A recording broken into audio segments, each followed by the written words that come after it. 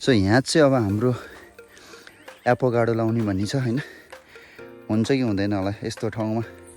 So परीक्षण गर्दैछु, तपाईहरु पनि कमेन्ट हान्दिनु होला। सो कस्तो हुन्छ त यो पश्चिम दिशा फर्केको ठाउँमा। के राखिदिनु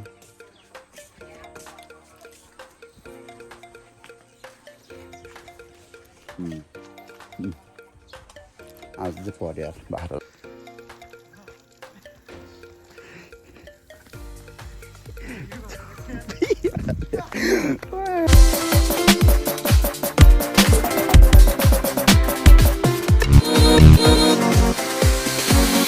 hello guys, welcome back to my new day new blog. Hope you guys सबैजना सन्चै हुनुहुन्छ र म पनि सन्चै छु। सो आफ्टर लङ टाइम मैले चाहिँ आज भारी बोक्न जाँदैछु डोको र नाम्लो अनि गाउँ। सो आज चाहिँ हाम्रो बारीमा हल्का खनजोत गर्नुपर्ने काम छ अरे भनेर चाहिँ मलाई चाहिँ यो लिन पठाउनु भयो। सो आज चाहिँ हाम्रो काम चाहिँ बारीमा व्यस्तता हुन्छ। सो त्यस कारण तपाईँहरूलाई पनि के हुँदो रहेछ त भनेर देखाउनुको लागि चाहिँ मैले आज भ्लग गरेको छु धेरै पछि है। सो त्यही हो, अब म बारीमा जानु लाग्यो। सो यस्तो छ हाम्रो गाउँ ठाउँ अनि सो त्यही नै हो। अब बारीमा गएर चाहिँ खासमा हाम्रो अदुवा र बेसार खन्नु पर्ने छ, त्यहीलाई नै आज चाहिँ हामीले खनेर लिएर आउनुपर्ने छ र हल्का गोठालो पनि हुनुपर्ने छ। सो त्यसकै व्यस्तता हुन्छ मलाई आज हामी। सो तपाईँहरूलाई पनि हेर्नु होला, वाचिङ माई भिडियो लास्टसम्म। Thank you. सो गाइज, म चाहिँ हाम्रो बारीको माथि आइपुगिसकेँ है। यो छ, यो घारी चाहिँ पुरै घारी भइसक्यो रहेछ होइन। अब यसलाई चाहिँ फाड्नुपर्छ। अनि मैले चाहिँ अर्को कुरा के सोचेको छु भने अबको सिजनमा चाहिँ अब हामीले चाहिँ एउटा फलफुल फ्रुट्स लगाउने विचार छ हाम्रो एपोगाडो। सो त्यसलाई नै परीक्षण गर्नको लागि पनि म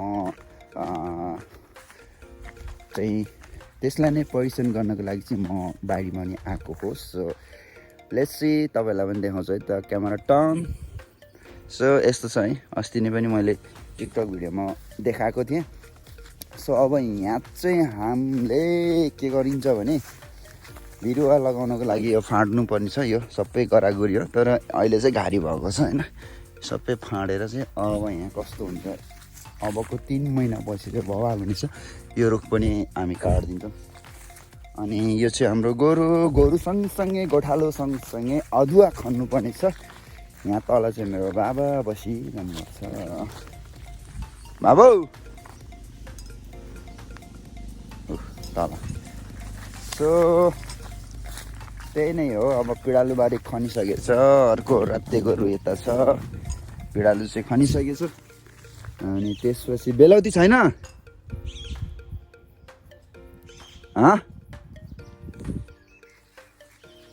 सो ब्लग गऱ्यो भने चाहिँ बिस्तारै बोले अब। सो अब बेलौती त सकिसक्यो होला, त्यही पनि अस्ति नै त थियो, अहिले त छैन होला। ओहो, के हो यहाँ त टोइलेट छ त यहाँ? ए सो यही नै हो, यहाँबाट पुछारसम्म छ होइन। अब यो यति यो डाँडा छ नि, यो डाँडा चाहिँ पुरै सर्लक्कै तलसम्म चाहिँ हामीले बिरुवा रोपिन्छ। सो अनुमानमा 30वटा भन्ने छ, बाउले 30वटा भनिरहेको छ। त्यसलाई नै हामीले बिस्तारै खन्न जाँदैछौँ, रोप्न जाँदैछौँ।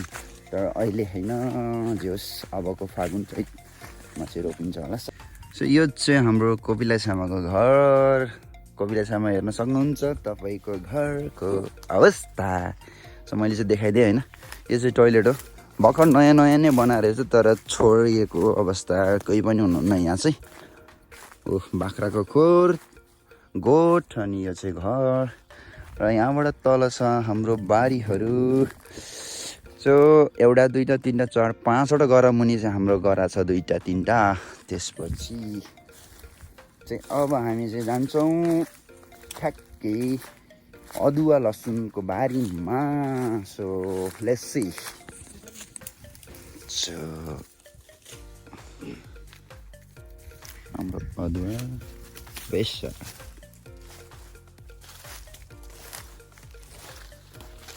आजको काम चाहिँ हाम्रो यही नै हो। सो बाबाले पन्साउँदैछ, अब नि त्यसपछि खन्नुपर्छ हामीले बारीमा।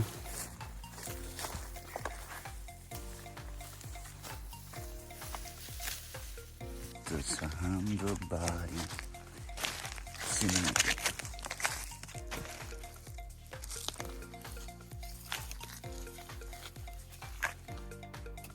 बाउले खन्दैछन्, म चाहिँ यहाँ भिडियो बनाइदिँदैछु।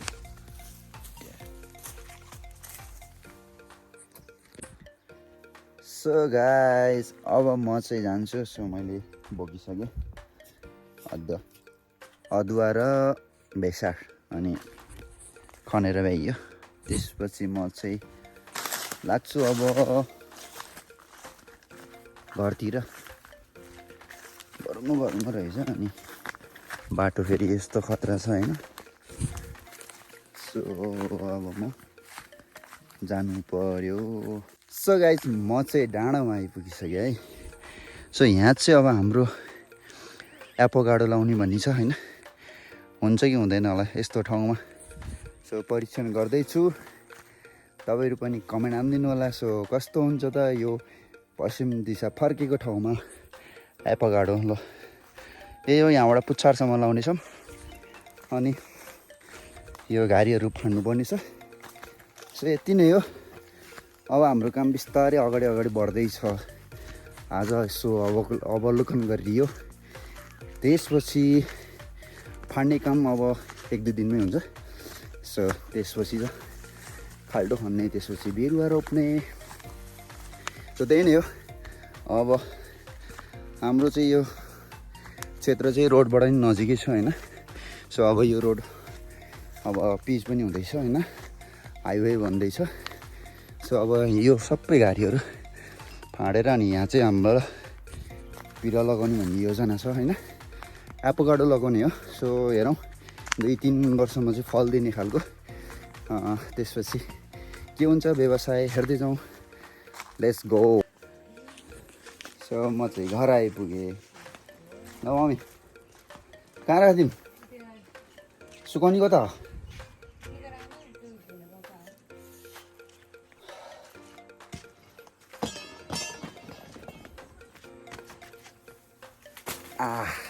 पसिना आयो यार। अदुवा र बेसार हो यो चाहिँ। सो म चाहिँ घर आइपुगेँ। अब फ्रेस हुनुपर्छ। सो मम्मीले धान सुकाएर बस्नुभएको छ यहाँ। अनि हातखुट्टा धुनु मन लाग्यो, तर कहाँ जाने होला? धारामा? यहाँ त मलाई चित्ती खै दिन त म नुहाउन नि जान्छु। ल साबुन दिनु मेरो हात फोहोर छ। सो अब नुहाउनु जान्छु तत्कालै म, किनकि यहाँ छ मेरो कपडाहरू। सो नुहाइ धुवाइ गरेर आएर यो पाइँ नै धुनु क्या हो, यो पनि धोइदिइहाल्छु। 2टा कट्टु लान्छु, अनि टी सर्ट।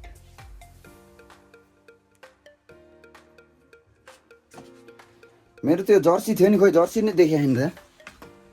रातो जर्सी, त्यो 10 नम्बरी रातो जर्सी।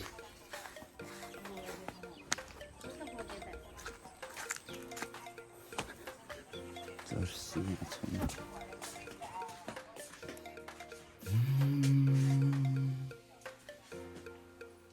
त्यो मैले सुकाएको थिएँ, अनि सुकाएर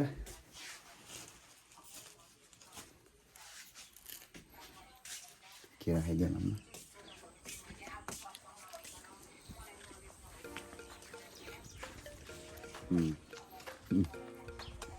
आज चाहिँ पर्यो यार भारोलाई।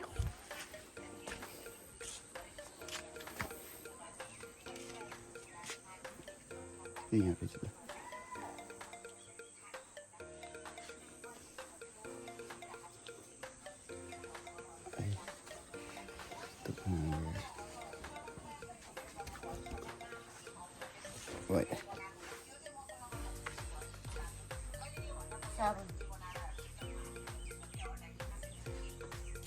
टावेल चाहिँ यही हो।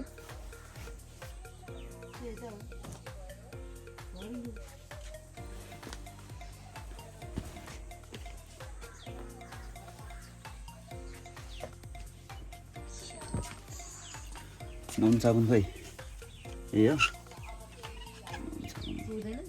पुग्छ लुगा दिनु पर्दैन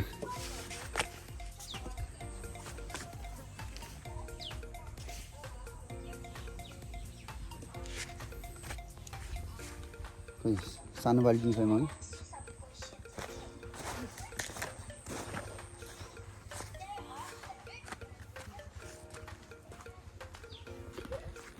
सो म चाहिँ नुहाउन जानु लाग्यो गाइज नुहाउन जानु लाग्यो म नुहाउन सो पसिनै पसिना आयो नि त सो त्यसपछि नुहाउन जान्छु म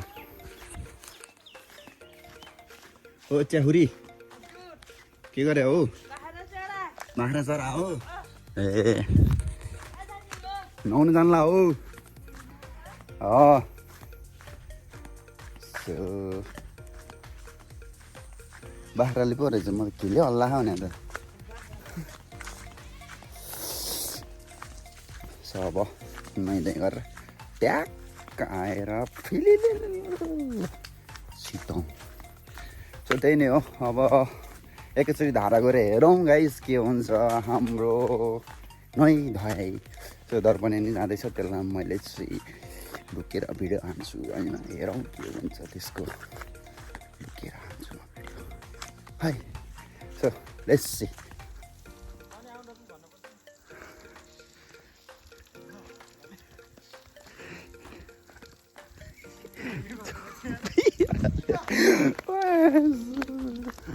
सो यसको नुहाइधुवाइ चाहिँ मैले क्याप्चर हान्छु भनेको अलिकति लेट भइसक्यो माछालाई दौडिनु त दौडेँ म होइन